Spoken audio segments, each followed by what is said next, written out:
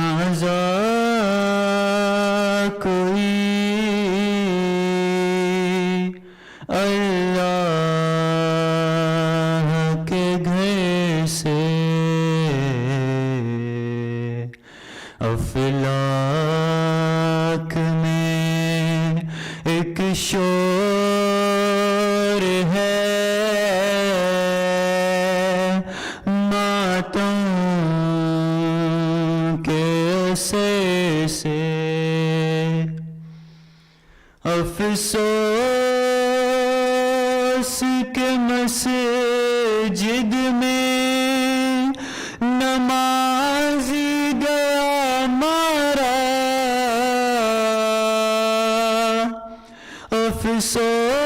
افسوس کے مسجد میں نمازی گیا مارا کچھ کم نہیں یہ حشر قیامت کے عرصے سے زینب سے یہ کہہ دو کہ وہ دل کھول کے روئے زینب سے یہ کہہ دو کہ وہ دل کھول کے روئے شبیر کی ہمشیر ہے رونے کو نہ سے نکلا ہے جنازہ کوئی اللہ کے گھر سے عباس ذرا زینب مضطر سے خبردار عباس ذرا زینب مضطر سے خبردار فریاد میں ہٹ جائے نا چادر کہیں سے نکلا ہے جنازہ کوئی اللہ کے گھر سے ہاں بھول نہ جانا انہیں کوفے کے مکینوں ہاں بھول نہ جانا انہیں کوفے کے مکینوں گزریں گی یہ شہزادیاں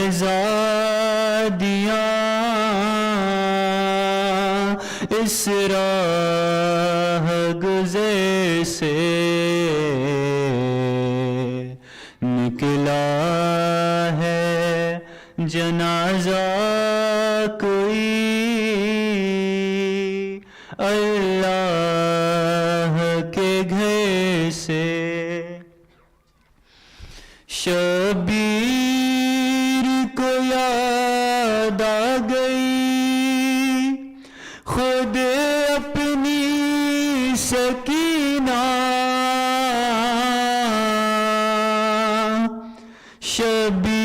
شبیر کو یاد آ گئی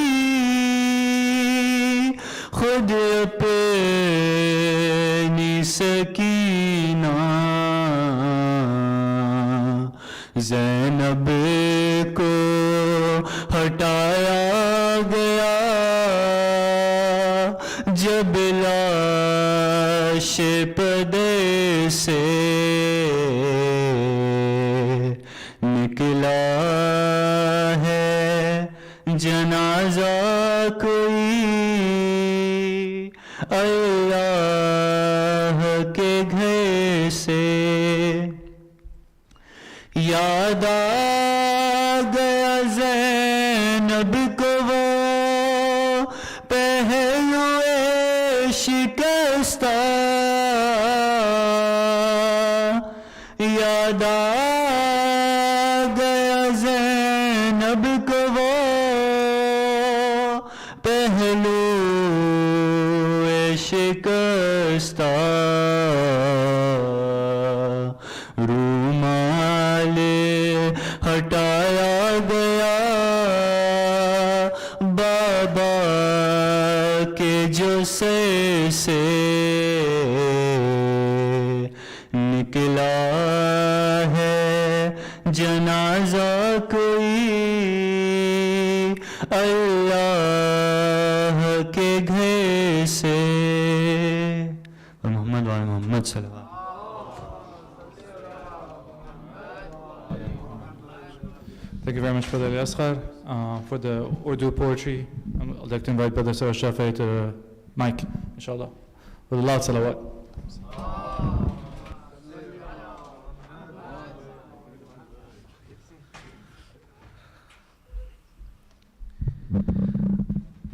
أعوذ بالله من الشيطان اللعين الرجيم بسم الله الرحمن الرحيم نادي عليا مظهر العجائب تجد عونا لك في النوائب كل هم وغم سعنجلي بأزمتك يا الله بنبوتك يا محمد وبولايتك يا عليا يا عليا يا علي أدركني صلوات.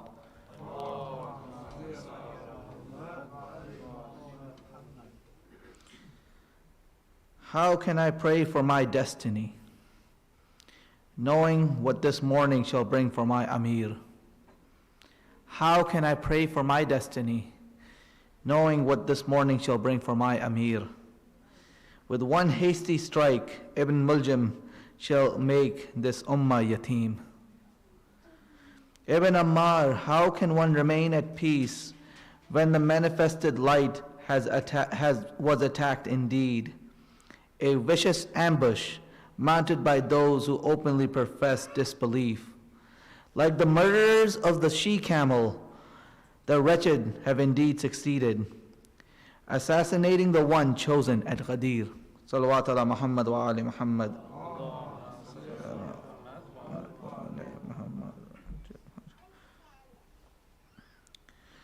This, I had written this while in Najaf al-Ashraf this past year,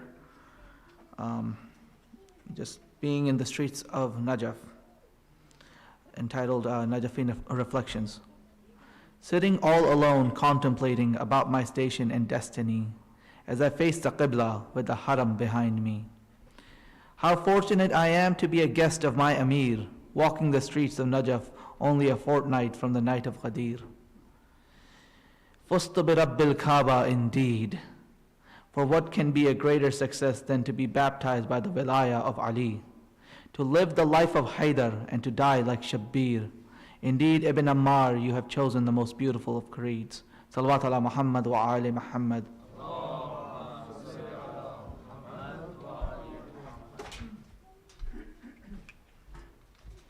Brother Soros, and both for the recitation and writing the poetry.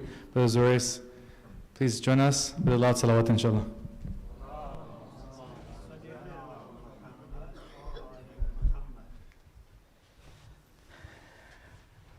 درود علی محمد صلوات.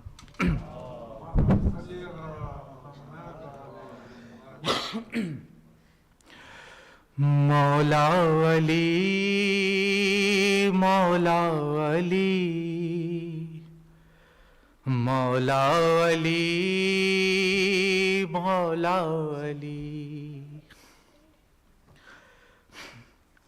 مولا علی مولا علی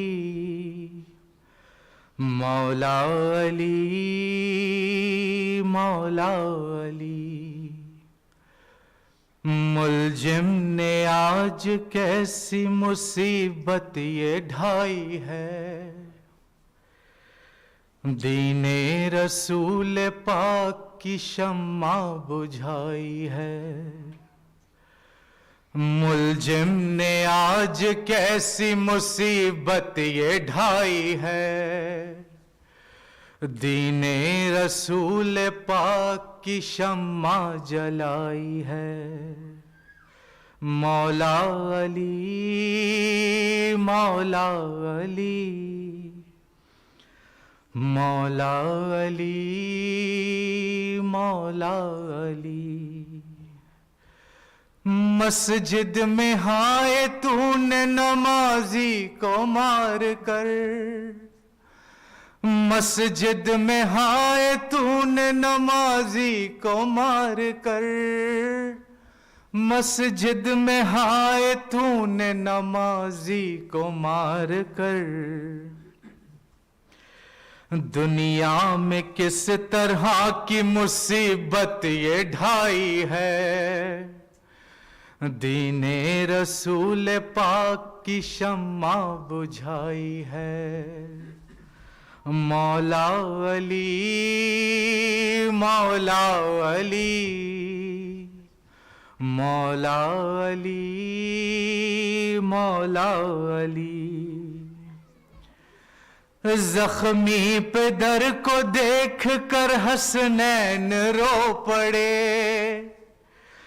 زخمی پدر کو دیکھ کے حسنین رو پڑے، زخمی پدر کو دیکھ کے حسنین رو پڑے، زینب پکاری اے میرے نانا دہائی ہے، دین رسول پاک کی شمع بجھائی ہے۔ مولا علی مولا علی مولا علی مولا علی، کوفے کے سب یتیم تڑپتے ہیں خاک پر، کوفے کے سب یتیم تڑپتے ہیں خاک پر، کوفے کے سب یتیم تڑپتے ہیں خاک پر، باد صبا نے کیسی باد صبا نے کیسی سنائی ہے، دین رسول پاک کی شمع بجھائی ہے۔ مولا علی مولا علی مولا علی مولا علی، بچوں کے بین سن کے ملائک، بچوں کے بین سن کے ملائک بھی رو پڑے، بچوں کے بین سن کے ملائک بھی رو پڑے، بچوں کے بین سن کے بھی ملائک بھی رو پڑے، رویا خدائے پاک تو روئی خدائی ہے، دین رسول پاک کی شمع بجھائی ہے۔ ملجم نے آج کیسی مصیبت یہ ڈھائی ہے، دین رسول پاک کی شمع بجھائی ہے۔ مولا علی مولا علی مولا علی مولا علی، درود بر آل محمد صلوات۔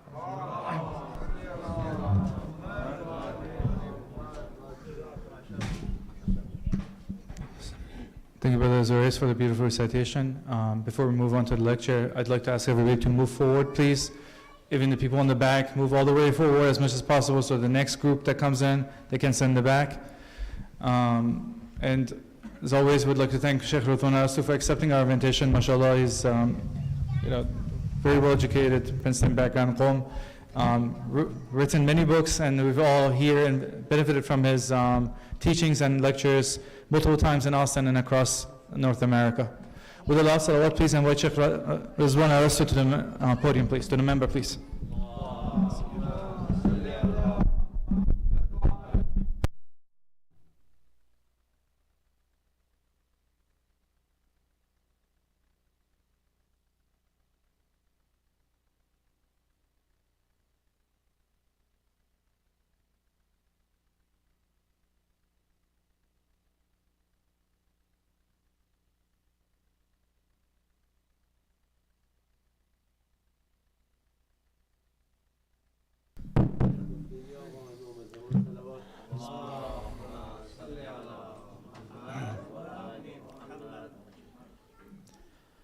بسم الله الرحمن الرحيم الحمد لله رب العالمين والصلاة والسلام على أشرف الأنبياء والمرسلين حبيب إله العالمين أبي القاسم المصطفى محمد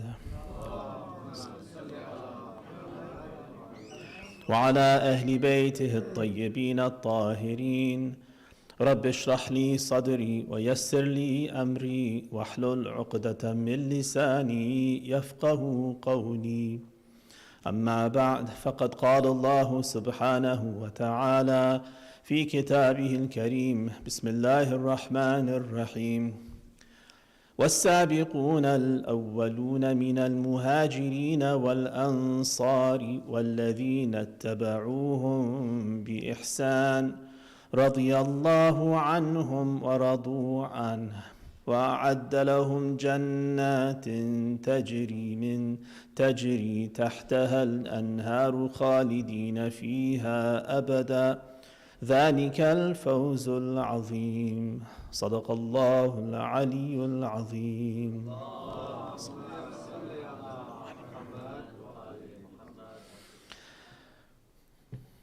These last 2 days that I've been with you, we've talked about a couple of different companions. And the idea behind the series of lectures that I'll be delivering till the end of the month of Ramadan is to focus on some of these personalities who are as-sabiqun al-awwalun, those first companions of Rasulullah and the first companions of the Imams, who followed them, who were loyal to them, who interacted with them, and for us to put ourselves in their shoes and to see what would we have done, what can we learn. Sometimes they do outstanding things and we can admire them and aspire, and sometimes they also have missteps and they are reprimanded, and like we saw yesterday with Talha ibn Ubaidullah, it was more than a misstep. He left the path altogether and ended up in the enemy's camp, the leader of the enemy's camp of Imam Ali alayhi salam, and died fighting against his Imam when he had been for most of his life a loyal companion of the Imam. So each of these companions has lessons in his story for us to learn from, and inshallah we benefit from their lives and learn how to be sabiqun and awwalun and tabi'un of our own Imam al-Hujjah ajjalallahu ta'ala farajah.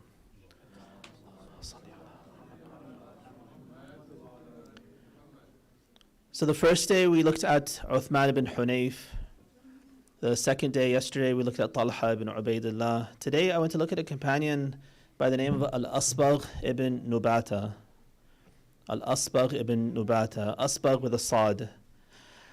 He is also a Yemeni companion, like so many of the companions of the Imam from Kufa. And he is somebody who is famous for his extreme loyalty to Amir al-Mu'mineen and his bravery, and for complete altruism towards the Imam. So Asbagh, I'll tell you a couple of things about him, and then I'll share a story that actually takes place right around the time of the Shahada of Amir al-Mu'mineen with Asbagh as our transmitter. Asbagh ibn Nubata, he's one of those companions who is an important and key and reliable source of traditions. So for instance, you're familiar, inshallah, with this letter number 53 in Nahj al-Balagha that Imam Ali wrote to Malik al-Ashtar, giving him instructions for how to govern in Egypt. It's a famous letter that everyone should be familiar with, should have read. So Asbagh is the transmitter for that. Right, so that gives you some sense of his caliber. The Wasiyya, also in Nahj al-Balagha, letter number 31, if I'm not mistaken, Imam Ali's letter to Imam Hassan, or some people think to Muhammad ibn Hanafiya, the famous letter from a father to a child, also narrated by Al-Asbagh ibn Nubata. So the two really important documents in Nahj al-Balagha, iconic pieces of literature and guidance for us on governance and child rearing, the two things that we struggle with the most and we need the most instruction with.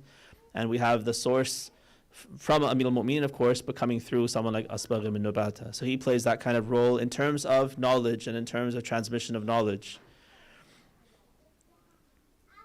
He is also in an elite group known as Shurtatul Khamis. Shurtatul Khamis. So Shurta, those who know a little bit of Arabic, who have lived in Arab lands, Shurta is used for soldiers now and officers, police officers. So this was an elite force in the army of Amir al-Mu'mineen. Khamis, there's debate over what this means. Some say it means jaysh, means army. And so this is a special elite corps within the army of Amir al-Mu'mineen. Some say it's Khamis, from Khamsa, because it was like a fifth column. Now we have that term in English as well, the fifth column. It's like special ops, like those kinds of an elite task force. So you have the main army, and they have their set roles and set positions on the battlefield. Back in the day when they had battlefields, and you had army and positions and flanks and all these different things. So those were more static and more predictable roles that different parts of the army would play: the infantry, the cavalry, right flank, left flank, and so forth. But the Shurtatul Khamis was a special task force. They were highly skilled and they were highly flexible. They could do whatever needed to be done.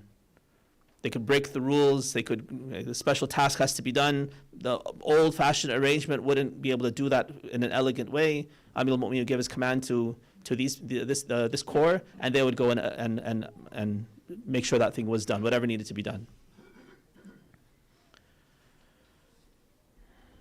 Asbagh, so that's the elite force. Asbagh is the head of the elite force. He is in charge of Shurtatul Khamis. So again, that kind of gives you a sense of who we're dealing with, who we're talking about. He is asked, why were you all named Shurtatul Khamis? Shurta, the root letters Shin, Ra, Ta also comes from the same root as Shart. A Shart is a condition, some sort of an agreement that's based on certain conditions. I'll do this if you do this. So he connects the purpose of the Shurtatul Khamis with the name, and he says, because لأنه ضمننا له الذبح وضمن له الفتح. The condition that we made as Shurtatul Khamis, the discussion we had with Amir al-Mu'mineen when he said he needed this task force and we volunteered for it, the condition that we made was that we will guarantee that we will do everything that we can, and we guarantee that we will die for whatever purpose you have set us for. We guarantee, and we put our lives down, we guarantee dhabh of ourselves, sacrifice of ourselves for your purpose. But our only condition that we want from you is you guarantee victory. Now, victory for someone of that mentality doesn't mean victory meaning flags and celebration and we won the battle. Victory means your purpose is served. If it's served by me dying, great. I'm shaheed and I have my place in Jannah. If it's served by you winning, then great, I do the next task, whatever else you need me to do. What's the next battle? I'm there for you. I am your servant, my sword is your servant. Somebody asks him, what is your view of Amir al-Mu'mineen? What position does he hold in your heart? He says, I don't know what you're asking. All I can tell you is that I've unsheathed my sword and I keep my sword on my shoulder. And wherever Amir al-Mu'mineen points his finger, then I strike. When he says this person has to be killed, then I strike. And I don't sheathe my sword until he tells me to sheathe it. Right, so that's the kind of loyalty, that's the kind of person Asbagh was, and the Shurtatul Khamis was this kind of a force. Now, you might say that sounds like blind following, a Gestapo type of a, SS type of a force, like, is that even a moral type of a thing? We're talking about people who are following their Imam with eyes open. We're not talking about brainwashed people. We're not talking about people who, for instance, don't think and have turned off their mind, have numbed their senses, and are loyal to something that's, whether it's moral or not, good or bad, that those are not of concern to them. These are people who are outstanding, who are moral in their own heart, and they've decided, they've chosen, they've realized that this Imam is the one to follow. And he only commands to good. And if I do whatever he tells me to do, if I follow him, then this is what is required of me by him, but also by Allah himself. This is where the pleasure of God lies. And following him with eyes open, knowing exactly who this Imam is. Right? So it should be very clear to us. We're not talking about a brainwashed force that just, is like a mafia and they just do whatever they're told to do. And they kill people, for instance, for no reason. Amir al-Mu'mineen is the one giving the command, so we know that the command is righteous and just. All he needs is people like Asbagh to carry out the command, to show that loyalty and to do the righteousness that Imam Ali is trying to accomplish, and then the will of the Imam can be done because he has ma'mumeen like this. One example off the battlefield of the purpose of the Shurtatul Khamis, it comes out in one of the famous court cases of Amir al-Mu'mineen. So you're familiar that during Imam Ali's Khilafah, these 5 years that he was Khalifa, once he got into Kufa, then he was the head of the government. He is now Khalifa, and the Khalifa plays multiple roles. He is a commander on the battlefield, he is the head of the government, he is the chief judge, and so he wears many different hats. Many of you have probably visited Masjid al-Kufa, and you have those different dakkat. Dakkatul Qada is there. It's one of the places where we pray 2 rak'ah to pay tribute to where Imam Ali alayhi salam reportedly used to sit to make these decisions in cases that would be brought before him.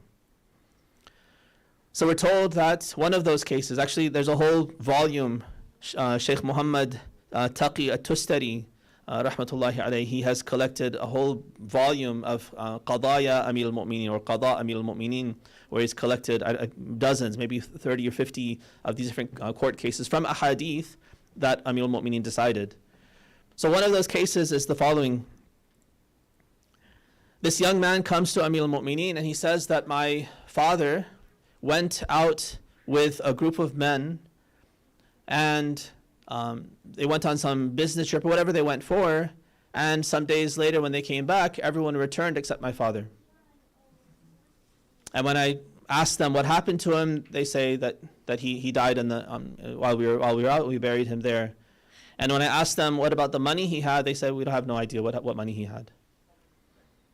And so he comes to Amir al-Mu'mineen saying, I'm suspicious of what they have done. I know for a fact that my father took money with him when he went, and now it's disappeared. And my suspicions are that these people have conspired together, killed him, taken his money, and now they're stonewalling me and they're not giving me any answer. So Amir al-Mu'mineen says, come before me, tell me who these people are, we'll bring them into court and we'll decide what's happened. He actually makes a claim, one of the statements he makes in this hadith, he says that I will judge the way nobody before me has judged except Dawood alayhi salam. But he doesn't use supernatural means in this particular, or his ilm ghaib to make the judgment. But he uses a method I think is now common in criminal cases. He calls the people forth. He calls the Shurtatul Khamis. So he summons them and he assigns one of these soldiers to each of these people who are alleged conspirators. And he spreads them out. He blindfolds them and tells them to wait.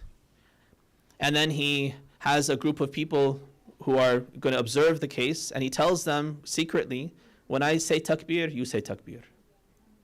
if I say Allahu Akbar, you all call Allahu Akbar, call out. So he sets the stage, then he calls one of those people, takes off his blindfold, and he asks him the details. What happened? What day did you go? What happened to this man who's missing? When did he get sick? How long did it take till he died? What time did you bury him? What was the kafan made of? All the details of the event he asks from this one individual. And once he finishes testifying, he says Allahu Akbar. The whole group says Allahu Akbar, and these people who are all blindfolded and at a distance and who didn't hear anything that happened, they start feeling like, he's given us up. One of our people has probably told the whole story and admitted to everything, and now he's going to get off the hook, and we're all guilty. And so their mind starts playing games with them because they have guilty consciences. They think one of them has admitted and gotten off made a deal with a DA, right? In today's terms, right? And now they're all going to go down for it. So he takes this guy away, puts him in prison or somewhere.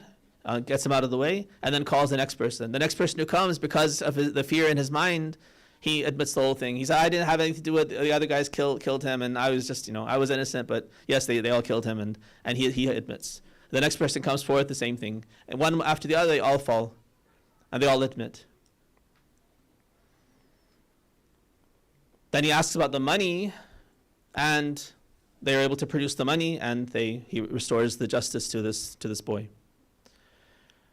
Well, the point is that the Shurtatul Khamis was his kind of personal force that he could use on the battlefield as he needed.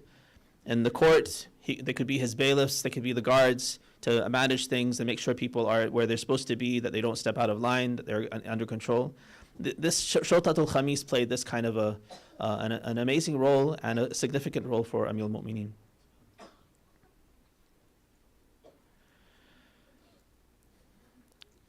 We're told that after Imam Ali alayhi salam is struck,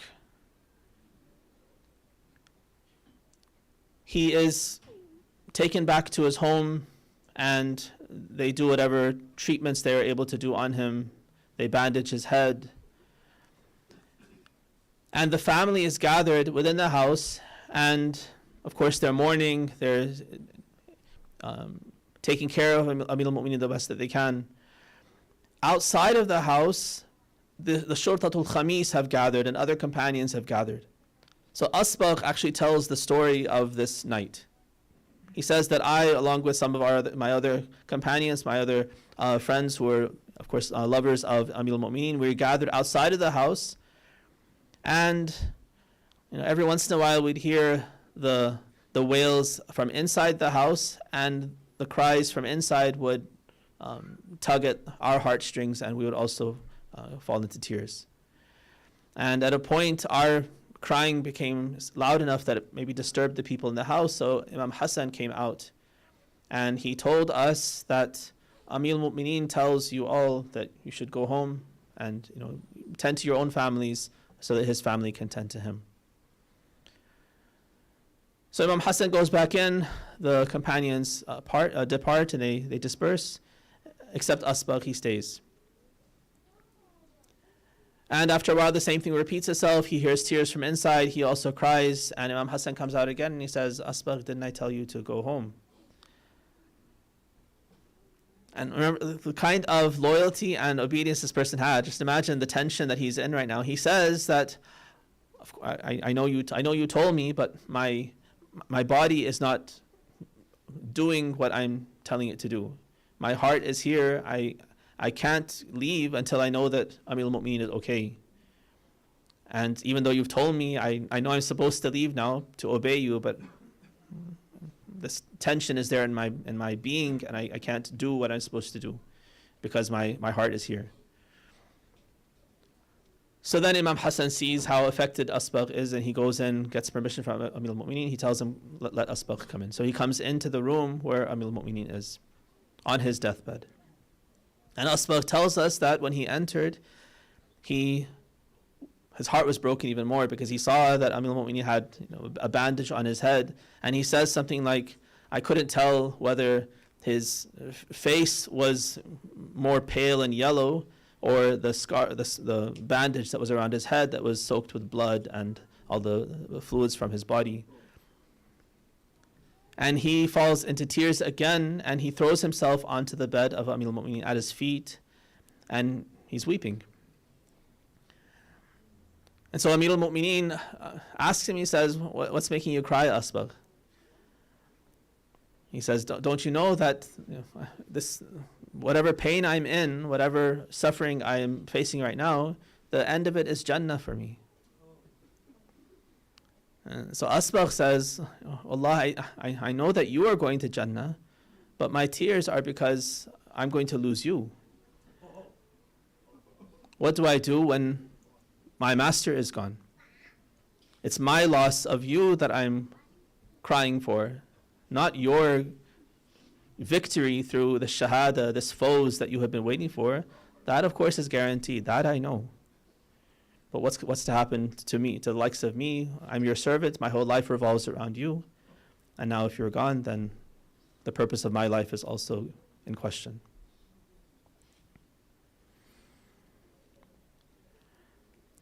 So this is the personality I wanted to talk about today. Someone that we can look to. This kind of loyalty and this kind of multifaceted utility that the companions of the Imams offered to them. They weren't one-sided, one-dimensional. The likes of Asbagh, so I shared that he is a narrator of traditions, so a scholar, someone of letters. He is a mastermind on the battlefield. He is a loyal foot soldier. Right? In fact, in the Battle of Siffin, he comes to Amir al-Mu'mineen and he tells him, even though he's head of the Shurtatul Khamis, the special task force, he says, Amir al-Mu'mineen, put me in the middle of the regular forces, the regular infantry, for instance. Wherever you need me, put me there, and I will lead those forces. I will push those forces, keep their spirits up, and I will lead them into battle, and I won't stop until the enemy is gone. That kind of, just wherever you need me, I'm ready. You use me, dispose of me, whatever you need to accomplish your goal, I'm ready. If you need me to carry a letter to someone, I'm ready. If you need me to go and teach someone something, I'm ready. If you need me to fight against someone, I'm ready. To kill someone, I'm ready. To sacrifice my own life, I'm ready. To be governor somewhere, I'm ready. Like whatever you need me to do, to clean, sweep the floor, I'm ready. Right? That kind of constant, robust, diverse service that you can offer your imam, your community, your family. Right? That's the kind of devotion that we need.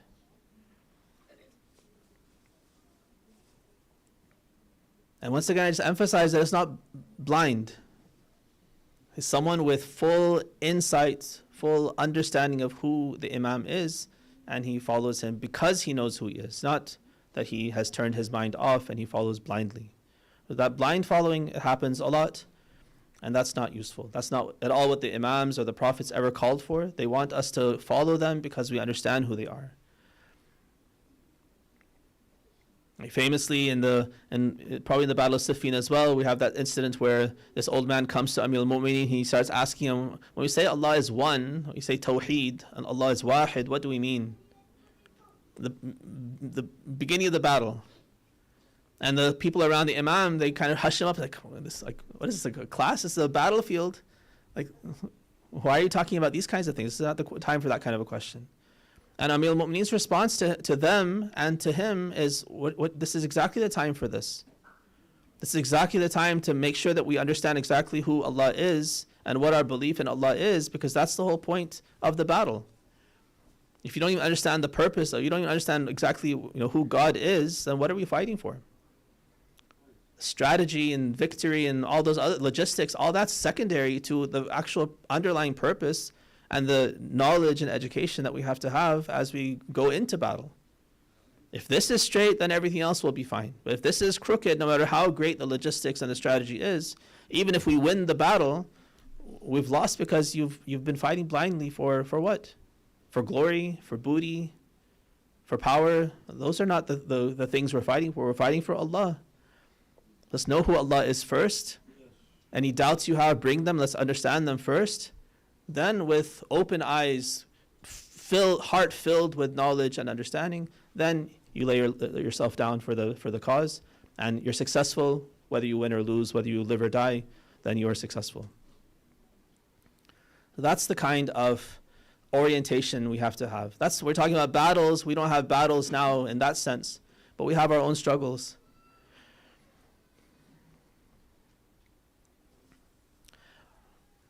One of the struggles that I perceive in the community here that I want to turn your attention to briefly,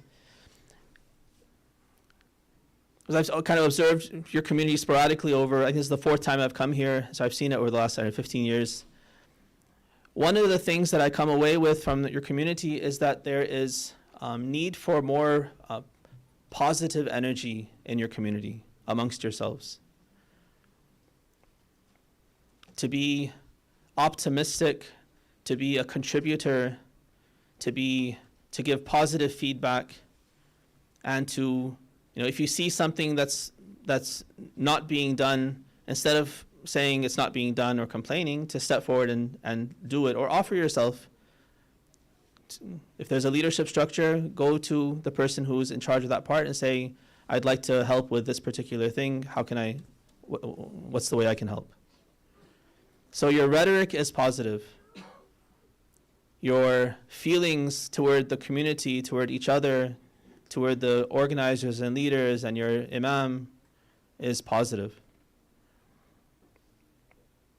Otherwise, if there's negativity and there's complaining, if it's always negative, first of all, it makes for a very miserable atmosphere and community.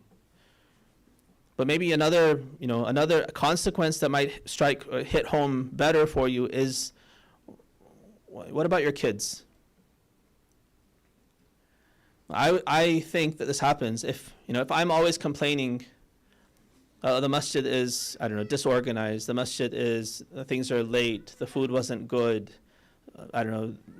These people didn't organize this well, and who knows where the funding goes. It's always negative. The Shaykh is this, and the program was that, and this was too long, and this was too short, this was too fast, and this was too slow. And everything's negative, and that's what your children are hearing. Every day you come home, and the whole way home, you're complaining. Every time you think of the masjid, you're complaining. It's always negative. Then what message does the child come away with? I wouldn't want to go to a place that my parents feel so badly about, that brings so much negativity to my own family. So I would start to close off, and this would not be a place I want to go. Why go? What's the point? We're happier outside of the masjid. We're happier when we don't go to the masjid. So why go to the masjid? Right? So take that to heart, and I challenge all of you, just for one night. It's one of the Layal al-Qadr tonight. It's the eve of the 21st. For one night during iftar and dinner, and all the way home, check yourself. Don't allow yourself to say anything negative about anything that has to do with IABA. I know I'm putting a big damper on your conversations at iftar time. You might have to sit in silence for a while, because I think sometimes this kind of attitude can become what's called a malaka. A malaka is a habit of the soul. Right? When you've seen this, like sometimes you have an old couple who are just in a rut. 50 years, 60 years they've been married, and every day it's the same fight, the same quarrel. He says this and she says this, and nothing happens, it doesn't go anywhere, nothing's resolved, nothing gets better, nothing gets worse. It's just the same thing every day. Right? Why? Even if you bring their attention to it, or they themselves consciously say, let's change something, let's do something different, it's so hard because you're in a rut. That's just, as soon as you see your wife, you just get a sour look on your face. That's just your habit. As soon as she sees you, she rolls her eyes. And that's just the habit. Now changing that is really challenging. My spiritual habits, malakat, these are very difficult to change. But take a baby step. One night, It's a special night. You've been fasting. You have better self-control. لَعَلَّكُمْ تَتَّقُونَ. You have extra taqwa, extra willpower now because of these 20 days of fasting that we've engaged in. Hopefully the purpose for what I'm saying is good. I tried to really even choose my words because when I was thinking of this message, my first instinct was to complain about your complaining. Right? To say, you guys complain too much, you do this, and also to say negative things. So if you pay attention, very carefully, I said only positive things. Try to be more positive. Try to have a good attitude. Try to be helpful. Try to fill in. Try to do. So I chose my words carefully also so that I didn't also fall into the same trap of complaining about your complaining and add to the problem. So while we have iftar, hold your tongue. Right? Control yourself. Make sure that you only say positive things about the food, about everything. And if someone steps out of line and starts complaining, then just figure out a way to just say, remember what our homework was for today. And if you can do that step by step and be conscious of it, then your life will change, because if your attitude changes, everything changes.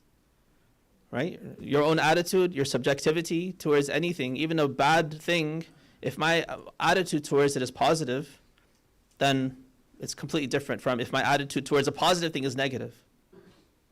Right? So if I'm in full control of my own attitude, if I can control that, then that changes my attitude, it changes my experience with the reality. And then that can trickle down into my family.